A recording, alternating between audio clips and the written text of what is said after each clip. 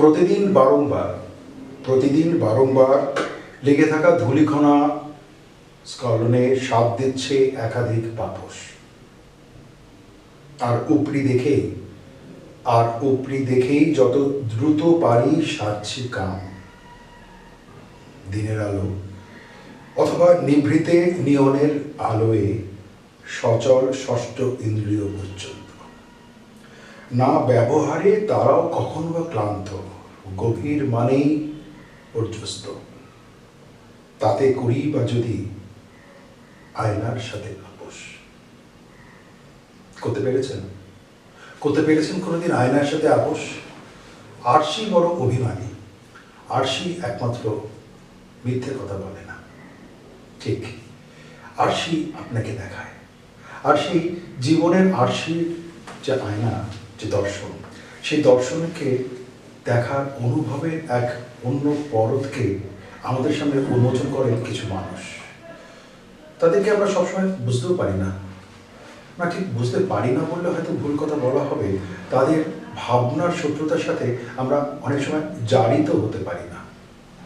চেষ্টাটা থাকে, তারাও চেষ্টা করে, তারাও কিন্তু আমাদের কাছে একটা আয়না। তাদের মাধ্যম দিয়ে আমরা আমাদের নিজেদেরকে দেখি, নিজেদের ভাবনার কথা দেখি। নিজস্ব অনুভবের একটা সূত্র আছে জানেন, যে অনুভবতার সূত্রতে আপনি আপনার নিজেকে অনুভব করেন। আয়নাতে তো সবাইকেই আমাদের ভীষণ ভীষণ সুন্দর লাগে, আর সুন্দর লাগে বলেই সেইভাবেই নিজেকে আরও নতুনভাবে প্রতিফলিত হওয়ার চেষ্টা করি। এই চেষ্টার সূত্রতার সাথে সৃজনশীলতা আর সৃষ্টিশীলতার সাথে যে সমস্ত মানুষজনরা কাজ করেন, যে সমস্ত ব্যক্তিত্বরা তাদের নিজস্ব দর্শনে এগিয়ে যান, তাদের মধ্যে কবিরা অন্যতম। কবিরা কবিতা লিখবেন এ আর এমন নতুন কথা কি? তবেই তো তিনি কবি? মোটেই তা নয়। কবিরা কবিতা লিখেছেন বটে, কিন্তু সেই কবি যদি আপনাকে কাঁদাতে পারেন, হাসাতে পারেন, প্রেমে নিমজ্জিত করতে পারেন, আবার সেই প্রেম থেকে বিরহ হতে নিমজ্জিত করতে পারেন, সবেতে কিন্তু কবিতার উপরে নির্ভরশীলতা। প্রিয় দর্শক, আজকের ভাবনা অনুষ্ঠানে আপনাদের সবাইকে স্বাগত। আপনারা জানেন যে এই অনুষ্ঠানে পশ্চিমবঙ্গ তথা সারা ভারতবর্ষের বহু বিশিষ্ট ব্যক্তিত্বরা তাদের নিজেদের কথা বলেছেন। আমরা সমৃদ্ধ হয়েছি। আজকে যা কবিতা দিয়ে আমাদের এই পুরো সামগ্রিক অনুষ্ঠানের সূত্রপাত, আড্ডার সূত্রপাত, তিনি কিন্তু অন্য ক্ষেত্রভূমির মানুষ। তিনি বিশিষ্ট ডাক্তারবাবু। আপনারা সবাই তাকে চেনেন এবং জানেনও বটে, কিন্তু তার চিকিৎসা বিজ্ঞান এবং চিকিৎসা শাস্ত্রে তার জনপ্রিয়তা, পেশাগত দক্ষতা, তার বাইরে থেকে দাঁড়িয়েও প্রতিটি মানুষের যেমন একটা নিভৃত আওয়াজ থাকে না, এই ডাক্তারবাবুরও তার একটা নিভৃত আয়না আছে। সেই নিভৃত আয়নায় তিনি যখন নিজেকে দেখেন, তখন মনে করেন যে এই দেখাটা তার কত ভালো লাগার একটা স্তর হলো, সেটা বরং আরও অন্যদের দেখানো যাক। আর এই অন্যান্য দেখানোর জন্যই কবিতা তার মাধ্যম। আজকে আমাদের অনুষ্ঠানে বিশিষ্ট কবি, তারপরে অবশ্যই বিশিষ্ট ডাক্তারবাবু, ডাক্তার ধীরেশ কুমার চৌধুরী। নমস্কার। নমস্কার। শুরুটা একটু আবেগপ্রবণ হয়তো করে ফেললাম বটে, কিন্তু ওই আমাদের অনুষ্ঠানের নামটাও তো আজকের আয়না। আর এই আয়নার সাথে আপোষটা আমি অনেক আগেও পড়েছিলাম বটে। তো সত্যি কথা বলতে কি, জীবনটা তো কি আমাদের প্রতিটা মুহূর্তে ছোট থেকে এই যতদিন পর্যন্ত এগোই, ওদের আপোষ করেই চলতে হয় নাকি, কি বলেন? একদমই। আপনাদের সূচনা প্রথমত অনেক ধন্যবাদ যে আমাকে আপনাদের এরকম একটি অনুষ্ঠানে সুযোগ দিয়েছেন। আমি জানি না আমি কতটা কবি, লিখি এটুকুনি জানি, এবং সেটা লেখাটা আমার মনের তাগিদে। তাই জন্যই আমার প্রথম কবিতার কাব্যসংকলন অনুভব, দ্বিতীয় ঋতুমাঝারে, আমাকে নিজেকে ভালো রাখার জন্য এবং নিজের খুশির জন্যই লেখা। না, প্রথমে একটু বলেই নি, প্রথম কবিতা সংকলন যদি অনুভব হয় আর তারপরে যদি হৃদমাঝারে হয়, তাহলে তো আপনাকে তো হৃদমাঝারে রাখবো, ছাড়বো না। সেটা 100 বার। তো সেই জন্যই বলছি যে লেখাটা আমার সেটা নিজের মনের তাগিদে, মনেরকে ভালো রাখা, নিজেকে ভালো রাখার জন্য। এবার কিছু সেটা লেখাটা যখন বিভিন্ন সামাজিক মাধ্যমে বা বিভিন্ন জায়গায় প্রকাশিত হয়েছে, তখন মানুষজনের ভালো লেগেছে, সকলের ভালো লেগেছে বলবো না, একটা অংশের ভালো লেগেছে। তারা গুণগ্রাহী কিনা জানি না, তবে তারা আমার পাঠক, নিয়মিত পাঠক, আমাকে অনুপ্রাণিত করেছেন, উৎসাহিত করেছেন, পরবর্তী লেখা কবে সেটার জন্য অপেক্ষা করেছেন। সেটা আমাকে ভীষণভাবে সমৃদ্ধ করেছে যে এই জায়গায় জিনিসটাকে, ধারাবাহিকতাটাকে বজায় রাখার জন্য, এবং কবিতার প্রতি দায়িত্ব। একদম। এবার যে প্রশ্নটা আপনি করলেন এবং আপনি খুব সুন্দর আবৃত্তি করলেন আমার কবিতা, তো আমার কবিতা আবৃত্তি কেউ করলে আমার ভীষণ ভালো লাগে। আসলে তো অনামী কবি যা হয় আর কি, নিজের কবিতা কেউ যদি আবৃত্তি করে, তো যাই হোক অনেকেই করেছেন। তো এই যে আয়নার কথাটা আমি নিজেকে নিজে ভাবি যে আমি আর যাকেই ঠকাই না কেন, আমি তো নিজেকে ঠকাতে পারবো না। আর নিজের প্রতিবিম্বটাই তো হচ্ছে আয়না, আয়নাতে আমি নিজেকেই দেখি, আর তো কাউকে দেখি না। ফলে সেই জায়গায় প্রতিনিয়ত হয়তো চলার পথে অনেক ক্ষেত্রেই নিজের সঙ্গেও নিজের আপোষ করতে হয়, এবং সেটা মানে হচ্ছে আমি সেই কথাই বলতে চাইছি যে আমি আয়নার সাথে আপোষ। হয়তো খুব সুপারফিশিয়ালি আমি যদি দেখতে যাই সেটা হয়তো সেরকম ভাবে মনে হবে না আপোষ, কিন্তু গভীরতায় ঢুকলে যত যত গভীরতায় ঢুকে যায় ততই মনে হবে যে এটা তো আপোষই করছি বটে। মানে অনেকটা ভাবের রাজ্যে চুরি করা। হ্যাঁ একদমই, ভাবের রাজ্যে চুরি করা, বা কোনো কোনো ক্ষেত্রে বিশেষ করে এখনকার যে মানে সামাজিক পরিস্থিতি বা যে জায়গাগুলোতে আমরা বিচরণ করছি সেখানে কিছু কিছু ক্ষেত্রে তো দেখুন আমি বুঝতে পারছি হয়তো জিনিসটা সে অর্থে অন্যায়, সে অর্থে ঠিক নয়, সে অর্থে তার সঙ্গে আপোষ করা উচিত নয়, কিন্তু চলার পথে তো কিছু কিছু কিন্তু এখানে ডাক্তারবাবু, যেহেতু আপনি প্রথিতযশা ডাক্তারবাবু এবং আপনার কাজটাও একেবারে ভিন্ন রকমের কাজ, বয়স্ক মানুষজনদের চিকিৎসা দেওয়া এবং তাদের সেবার জন্য আপনার একটা বৃহৎ কর্মসূচি, যেটা আমি পরবর্তী পর্যন্ত দর্শকদের বলবো। হ্যাঁ, নিঃসন্দেহে আমরা অনেক ক্ষেত্রে হয়তো আপোষ করি, বাধ্য হই, অনেক ক্ষেত্রে বাধ্য হই, অনেক ক্ষেত্রে নিজস্ব স্বার্থপরতা জড়িয়ে থাকে। কিন্তু তার থেকে একটু ভিন্ন ধর্মীদের ক্ষেত্রে যেটা হয়, যিনি একজন সৃষ্টিশীল মানুষ, যিনি একজন সৃজনশীল মানুষ, তার তো অনেক দায় আছে না? একদমই, অবশ্যই দায় তো বিশাল অন্যরকমের দায়। কারণ আপনি যখন সৃজনশীল হবেন তখন একটা মুষ্টিমেয় অংশের কাছে, মানুষের কাছে হলেও আপনি একটা অন্য মানুষ, অন্য ধরনের মানুষ, কিছুটা ব্যতিক্রমী হয়তো। তো ব্যতিক্রমীদের তো ব্যতিক্রমী থাকতে গেলে, তার সৃজনশীল থাকতে গেলে প্রকৃত অর্থে, তাহলে তো তার দায়বদ্ধতা থাকতেই হবে। সেই দায়বদ্ধতা নিজের প্রতি আর সমাজের প্রতি, এবং হয়তো ওই দায়বদ্ধতা কিছু অসংখ্য মানুষের জন্যই, কিন্তু কিছু সংখ্যক একটা মানুষের জন্য হলেও তো দায়বদ্ধ থাকতেই হবে নিশ্চয়ই।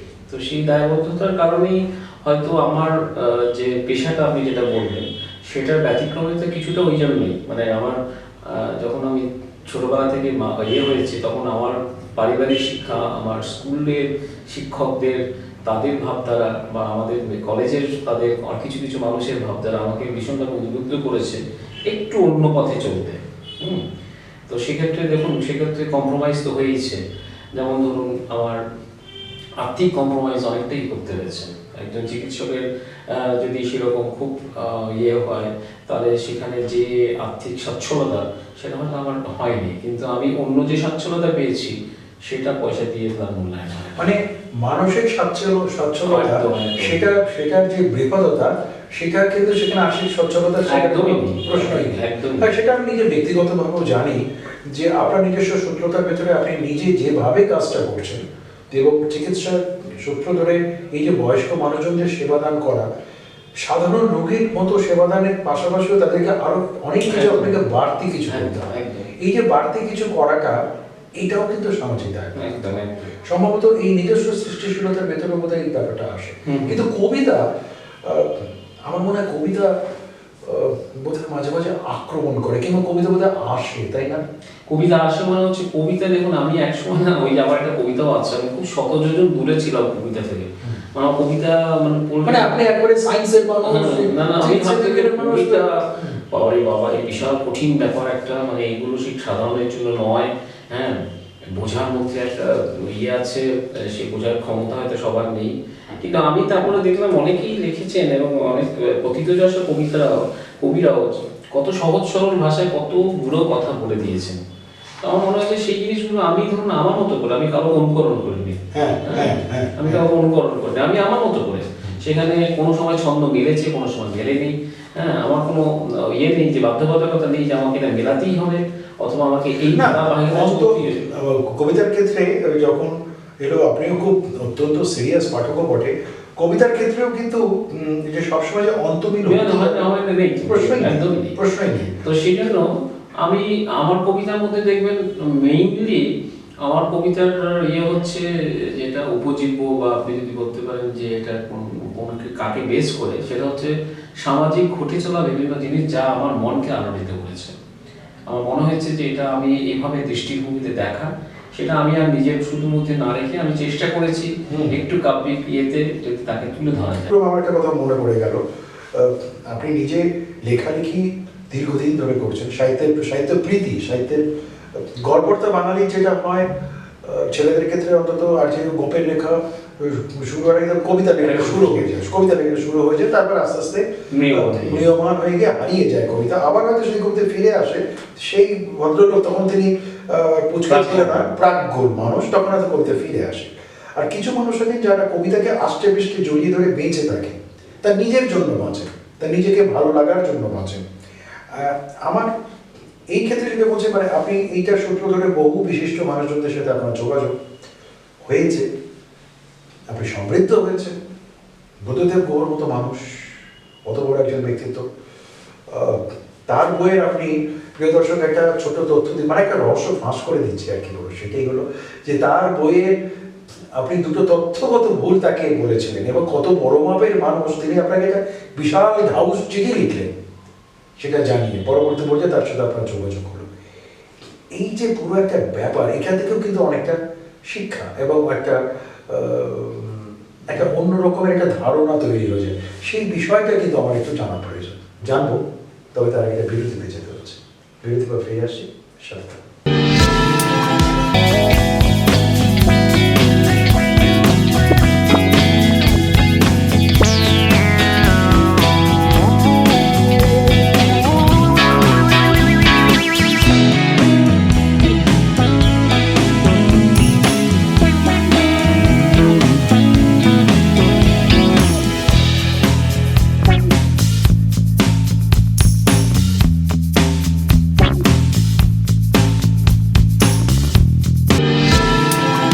বিরতির পর ফিরে এলাম।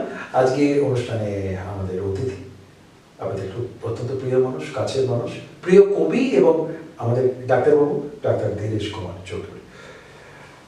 দেখো যেটা ওই বিরতির আগে হচ্ছিল, মানে ওটাতে আমিও খুব ব্যাপারটা জানার জন্য খুব উত্তেজিত। তার কারণ বুদ্ধদেব গুহ খুব মেজাজি মানুষ ছিলেন, খুব মেজাজি মানুষ, খুব রাজবাড়ি লোক। তো সেই মানুষের বইয়ের শেষ পর্যন্ত আপনি কিছু তথ্যগত ভুল ধরালেন, এবং এটা থেকে বোঝা যায় যে কত বড় মাপের মানুষ, কত বড় মাপের মানুষ সৃজনশীল মানুষ। তিনি আপনাকে হাউস চিঠি লিখলেন, পরে বললেন ছোট্ট করে ঘটনাটা হচ্ছে আমি আমার কলেজ লাইফে আমি প্রচুর বুদ্ধদেব গুহর, মানে যদি বলেন যে একজন পুরুষের তো পুরুষের প্রেম হয় কিনা জানি না, তবে আমি তার প্রেমেই তো প্রচুর বই পড়েছি। তো আমার ওনার সম্পর্কে একটা তথ্য ছিল, উনি মেয়েদের বেশির জন্য লেখেন, পুরুষদের জন্য না, সেটা নিয়ে প্রশ্ন করেছিলাম, বললো সেটা কখনোই নয়। যাই হোক, তো আমি ওই সমুদ্র মেঘলা বলে একটা উপন্যাস আছে ওনার, তো সেখানে অবশ্যই প্রেম প্রীতি দুজন মানুষের মধ্যে, কিন্তু সেখানে একটা কাহিনী অবলম্বনে ওই বার্মার একটা জিনিস আসে আকিয়া বলে একটা, সেই জানিসে একটা ছোট্ট তথ্য, এমন কিছু বড় কিছু না, এটা উপন্যাসকে কোনোভাবে বিভ্রান্ত করবে না। আর একটা সাইন্টিফিক একটা ছোট্ট মানে বিজ্ঞানীর নাম আর কি, যেটা। তো এই দুটো জায়গাতে আমি একটুখানি হয়তো হতে পারে সেই সময় আমি যেহেতু কলেজ লাইফে অত ভাবনা চিন্তা গভীরতা না যায়নি বলে হয়তো সেই সাহসটা অর্জন করেছি। সাহস না, মানে ওই সময় আপনার কাছে দুঃসাহসী আমি চিঠি লিখেছি, আজকে বলে বার্তা মেরে জানি না কিন্তু। হ্যাঁ, তো চিঠি লিখেছি, চিঠি লেখার পরে আমি ঠিক আছে চিঠি লিখেছি, যা হয় ওরকম মাপের মানুষ, নিশ্চয়ই আমার কোনো উত্তর আসবে না, কিছু না। তো একটা ওই সময় তো আপনার 99 সালের কথা বলছি, এমনি টেলিফোন, আমার হঠাৎ করে একটা টেলিফোন এসছে, সেদিন আমি বাড়িতেই ছিলাম, মা ধরেছে, ধরে বলছে দেখুন একটা বুদ্ধদেব গুহ ফোন করছে, না মানে ঠিক বিশ্বাস করুন, আমি আমার ফোনটা ধরেছি, ধরে বলছি, ধরে পড়া উনি বলছেন আমি বুদ্ধদেব গুহ বলছি। আমি তো মানে কি বলবো, কি পাওয়া, হ্যাঁ আমি কি পাওয়া যে আমার কাছে, আমি ঠিক নিজেকে নিজে বিশ্বাস করতে পারছি না যে কি সত্যি তাই। তারপরে বলল তোমার চিঠি পেয়েছি, তার উত্তরও দিয়েছি, তুমি একদিন আমার সাথে দেখা করো। তো আমি বললাম যে কোথায়, বললো আমি তো এই অফিসে দেখা করতে বললেন। তো তো আমি অফিসে গেছিলাম, তার মধ্যে উত্তর চিঠিও চলে এসেছে, আপনাদের দেখালাম চিঠিটা। তো মানে এটা তো প্রথমত একটা যে কোনো মানুষের কাছে মানে এর থেকে বড় প্রাপ্তি মানে মানে খুব বড় পুরস্কার পাওয়ার থেকেও মানে এটা অনেক বড় পুরস্কার। 2 নম্বর হচ্ছে যে এখন ভাবছি কত বড় ঔদার্যের মানুষ হলে পরে এটা হতে পারে, কত উদারতা, কত ঔদার্য। নিশ্চয়ই নিশ্চয়ই, এবং এটা তো আমাদের কাছেও শিক্ষণীয়, নিশ্চয়ই প্রত্যেকের মানুষের কাছে শিক্ষণীয়। মানে এত অত বড় মাপের মানুষ তিনি কিভাবে অচেনা অপরিচিত একটা মানে পাঠককে এইটুকুনি স্থান দিচ্ছেন, মর্যাদা দিচ্ছেন, মানে আমার এটা কম কথা। কবিতা লেখার ক্ষেত্রে তো নানা রকম ভাঙাচোরা হয়, হৃদয়ের ভাঙাচোরাও হয়, দৃষ্টিপাত আর দৃষ্টি ভাঙাচোরা হয়, দেখার অদল বদল ঘটে, কখনো সময় এবং মন আলোকিত হয়, তমসাবৃত হয়। সেক্ষেত্রে কবিতা কিভাবে আপনাকে আপনার নিজের হৃদয়ের ভদ্রাসনে থাকে? তো হৃদয়ের আসলে কবিতা থাকে মানে আমাকে আমার মিসেস বলে তুমি তো কোনোদিন প্রেমের কবিতা লেখো না, দেখো না, তোমার থেকে কোনো প্রেমের কবিতা বেরোয় না। আমার সত্যি বেরোয় না প্রেমের কবিতা। হ্যাঁ, চিকিৎসক মানে কি প্রেমিক নয়? না না, প্রেমিক অবশ্যই। আমি কে বললাম, আমি প্রকৃতি প্রেমিক তো। এবং আমার প্রেমের শেষে গিয়ে একটা টুইস্ট থাকে, হ্যাঁ, প্রেমের কবিতার কি ভাবছে হয়তো প্রেমিক প্রেমিক, কিন্তু আসলে ওই প্রকৃতিকে উদ্দেশ্য করে লেখা। মানে এটাও কিন্তু আপনাকে একটু এক কয়েক সেকেন্ড নিচ্ছি, সেটা হলো ওই বড় আশা করে এসেছি কাছে থেকে ল, এটা ধর্মীয় সঙ্গীত হতে পারে, প্রেমের সঙ্গীত হতে পারে, এটা চমৎকার। যেটা রবীন্দ্রনাথের অনেক কবিতা মানে গান, যেটা আপনি মনে করছেন প্রেম পর্যায়ে, আদৌ প্রেম পর্যায়ে পূজা পর্যায়ে, মানে অদ্ভুত। হ্যাঁ, তো সেরকম মানে আমি তুলনা আছে, ওটা তো কোনো অতুলনীয় ব্যাপার, আমি সেটাই বলছি। তো এখানে আমার কবিতার মধ্যে দেখবেন ওই যে সমকালীন কিছু, আর আমি এই যে বয়স্কদের নিয়ে করি, আমি বয়স্কদের ওই দৃষ্টিভঙ্গিগুলো আমাকে খুব করে, মানে হার্ট করে। তো আমি সেগুলো নিয়ে আমার কবিতা, আমার কিছু কবিতা আছে দেখবেন নারী কেন্দ্রিক, কিছু কিছু নারী তারা পুরুষকে তুলে ধরেছেন নিজেরা অবদমিত থেকে, সেই জায়গাটা আমার মনে হয়েছে তার অ্যাসপেক্টে আমার কবিতা আমি মানে চেষ্টা করবো পাঠ করার। শিশুদের কিছু দৃষ্টিভঙ্গিতে, শিশুদের এক মতো করে একদম তাদের কিছু লেখা, কিছু জিনিস আছে আমার সমকালীন যে ধরুন পরিস্থিতি যেগুলো আমাকে খুব বিচলিত করছে, সেগুলোকে নিয়ে লেখা। আর প্রকৃতি আমার কাছে প্রেমিক হিসাবে ধরা দেয়, এবং সেটা ওই প্রকৃতিকে উদ্দেশ্য করে আমি ঠিক যেন মনে করি যে আমি আমার প্রেমিকাকেই একটা কিছু সমর্পণ করছি, সেভাবেই লেখা। অনেক সময় যেটা হয় কি, পাঠক প্রিয়তা পাওয়ার জন্য আমার ধৃষ্টতা নেবেন অনুগ্রহ করে, সেটা হলো পাঠক প্রিয়তা পাওয়ার জন্য, এটা আমরা দেখেছি প্রিয় দর্শক, আপনাদের কাছে অনুরোধ আমার ধৃষ্টতা নেবেন না, লেখক তার লিখন শৈলী, তার ভাবনা, তার উপস্থাপনকে কিন্তু ভেঙে চলে অন্যরকমভাবে বদল করে দিচ্ছে। এরকম অনেকেই নাম করতে পারি, কিন্তু সেটা খুব প্রাসঙ্গিক ওই অর্থে হয়তো হবে না বলে, শোভনীয় বলে করছি না। কিন্তু এটা কি মনে হয় না একজন লেখক যে নিজে বদলে যাচ্ছেন? অর্থাৎ কি না, আমি ডক্টর ধীরেশ কুমার চৌধুরী, কবি ধীরেশ কুমার চৌধুরীকে আমি ঠিক যেভাবে দেখছি, তার লেখার সাথে ঠিক আমি যেভাবে একটা সংমিশ্রিত হয়ে গেছি মানসিকভাবে, তিনি যদি হঠাৎ করে বদলে যান অন্তত লেখালেখির সূত্রতে, তাহলে এটা কিন্তু পাঠকের প্রতি একটা অবমাননা করা হয়। নিশ্চয়ই একটা অপরাধ। নিশ্চয়ই, কারণ উনি যারা ধরুন সে মুষ্টিমেয় যে কজনই হোক, হ্যাঁ, যারা আমার লেখার সেটা একটা অন্য আশা দেয় যে এনার থেকে আমি এই লেখার এই স্তর পাবো বা এই ভাবনা পাবো, সেটাকে যদি আমি মর্যাদা না দিই তাহলে সেটা তো কখনোই উচিত নয়। মানে আমি জনপ্রিয়তা পাওয়ার জন্য ঠিক, তো তাই জন্যই আমি কখনোই বাই কম্পালশন আমি কিন্তু কখনো লিখি না। আমি আজকে কবিতা লিখছি না, প্রায় 2 মাস হয়ে গেল। হ্যাঁ, আমি একটা কবিতা ওই যে বললাম শুরুতে বলেছিলাম কবিতা আসেনি, কবিতা পাইনি, মানে খিদে যখন পায়, কবিতা আপনার পাইনি আসলে আমার তো কোনো বাধ্যবাধকতা নেই, আমি তো ঠিক আমার লেখা বেরোবে সেখান থেকে কিছু, আমার তো ওইসব নেই, তো ফলে আমি লিখিনি কবিতা। কিন্তু মানে আপনার প্রচুর বই আমি মানে পাঠক প্রিয়তা, একজন পাঠকও তো হতে হয়, ভালো পাঠক না হলে লেখক হওয়া যায় না, অসংখ্য রকমের নানা রকম পাঠক হয়।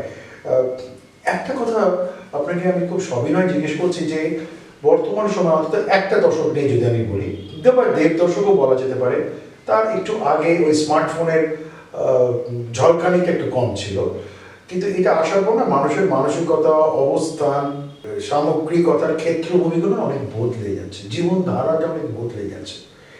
আপনি কি বিশ্বাস করেন? অনেকে আমরা খুব তৃপ্তি বোধ করি, মানুষ এখন আর পড়ে না, এটাকে আপনি বিশ্বাস করেন? আমি জানি না, আমি আগের সময় যে প্রচুর মানুষ পড়তো কিনা এটা আমার কোনো ধারণা নেই, কিন্তু পড়ে না এই কথাটা আমি স্বীকার করতে পারবো না, কারণ প্রচুর মানুষ পড়ে। ঠিক। হ্যাঁ, এই আমার কথাটা- মতো বেনামী লেখকের মানে কবিতা যদি পড়ে তার কিন্তু যদি পোস্ট করে, কমেন্ট করে, হ্যাঁ, তা আমি কি করে বলবো বলুন তো যে মানুষ আপনাকে পড়ে? এখন একটা আপাত তিক্ততার একটা প্রশ্ন করতেই হচ্ছে আমাকে। হ্যাঁ। আচ্ছা, কতটা অর্থ থাকলে নিজেকে ধনী বলা যায়? কতটা অর্থ থাকলে তাহলে নিজেকে- সেই ওই এই শীর্ষেন মুখোপাধ্যায় সেই একটা ভালো ইয়ে আছে, উদ্ধৃতি আছে যে লোকটা প্রচুর গরিব, হুম। কারণ লোকটার টাকা ছাড়া আর কিছু নেই। উত্তরটাও সেটাই, যে টাকা দিয়ে আমি এই প্রশ্নটা করলাম এই কারণে, এই যে নিজেকে আপনি বারবার করে বলছেন বেনামী, কতটা না হলে খুব নামী হওয়া যায় সেটা প্রতিরোধ করার জন্য বললাম। কেমন, যেমন কতটা পথ পেরোলে পতি হওয়া যায়, যেমন আমরা জানি না। আসলে এইটা যেটা হয়, কবিতা কবিতা দিয়ে আপনার সংসার চলে না। না, সেটা কবিতা আপনার পেশাগত দক্ষতা না, আপনার না। পেশাগত দক্ষতা অন্য জায়গায়, তার বিশাল ক্ষেত্র, বিশাল একটা ব্যাপার। আসলে কবিতা আপনাকে ঘুমোতে দেয় না, হ্যাঁ। কবিতা আপনাকে রাগিয়ে দেয়। হ্যাঁ। আপনি যখন যাচ্ছেন, গাড়ি ড্রাইভ করছেন, কোনো রুগী দেখতে দেখতে হঠাৎ করে কবিতার দুটো শব্দ চলে আসে, আসলে তো নিশ্চয়ই ক্ষেত্র আসে। ক্ষেত্র আসে। এই ক্ষেত্রেও আপনার ক্ষেত্রে একটা বড় সুবিধা আছে। সেটা সুবিধা হচ্ছে, যেহেতু আপনি একটা শ্রেণী মানুষজনদের নিয়ে কাজ করছেন যারা খুব বয়স্ক মানুষ, যারা সমাজে পারিবারিকগত দিক থেকে অনেক ক্ষেত্রে অবহেলিত, তাদের সাথে আপনি সরাসরি কথা বলছেন, তাদের কারোর কাছে আপনি পুত্র সম, তাদের কারোর কাছে ভাই সম, তারা আপনাকে শাসন করেন। আমি নিজেও জানি ব্যক্তিগতভাবে, তারা আপনাকে শাসন করেন, মানে আপনি চিকিৎসক কিন্তু পেশেন্ট আপনাকে শাসন করছে, এটা কিন্তু আপনার প্রাপ্তি, একদম একদম তাই তো? একদম। পাশাপাশি আমার একটা কথা আরেকটু সবিনয় জিজ্ঞেস করছি, এটা আমার ভালো লাগা, এটা ভালো লাগার জায়গাতে অসংখ্য পুরস্কার, অসংখ্য পুরস্কার। আমি মনে হয় আপনি নিজে বোধহয় খেয়ালও রাখেন না বোধহয় কোথায় কি আছে না আছে ইত্যাদি ইত্যাদি। এই যে পুরস্কার প্রাপ্তি, মানুষের ভালো লাগা, শ্রদ্ধা, তৃপ্তি প্রতি মুহূর্তে দায়িত্ব বাড়িয়ে দিচ্ছে না? একদম। আমি সবসময়, আপনারাও তো দিয়েছেন, মানে খুবই মানে কি বলবো, সম্মানিত বোধ করেছি যে আজকে ভাবনা আমাকে মানে এরকম মানুষ মনে করেছেন যে পুরস্কার দেওয়ার মতো। তা কতটা যোগ্য আমি জানি না, কারণ হয়তো অনেক সময় হয়, আমি একদম বাস্তবিক কথা বলছি, সেটা হচ্ছে যে এই যারাই পায় দেখবেন তারাই ক্রমান্বয়ে পেতে থাকেন, কিছু কিছু মানুষ হয়তো অনালোকিত থেকে যায়। হ্যাঁ, এটা আপনার কোনোদিনই রিপিট করেনি না, এবং না, অনেক আমি আপনাদের বলছি হ্যাঁ, ঠিক ঠিক ঠিক কথা, ঠিক কথা, ঠিক কথা। এবং এমনকি পদ্ম পুরস্কারও আমি দেখেছি, মানে খুব গভীরে গেলে যাই হোক, বিতর্ক হয়ে যাবে, তো যাই হোক। তো কিন্তু পুরস্কার পেয়ে ভালো লাগেনি, অনেকে বলে না না আমার এসবে কিছু আমি ইয়ে হই না, আমি এটা সর্বৈব মনে করে মিথ্যা কথা। কারণ কেউ পুরস্কৃত হয়ে তার ভালো লাগেনি এ হতে পারে না, আমি আমার ক্ষেত্রে তো নয়ই। দীনেশবাবু, আপনার খুব ব্যস্ততা, আমি নিজে ব্যক্তিগতভাবে জানি, আপনাকে পাওয়াও খুব মুশকিল। এবং এই যে আজকের অনুষ্ঠান ও পরবর্তীতে ইউটিউবেও থাকবে প্রচুর যে সমস্ত প্রবীণ মানুষজনেরা যে দেখছেন, তাদের প্রত্যেককে শুধু ধীরেশবাবুর পেশেন্ট হিসেবে না, তাদের প্রত্যেককে আমাদের তরফ থেকে শ্রদ্ধা, অভিনন্দন, ভালোবাসা, তাদের সাথে আমাদের প্রণাম।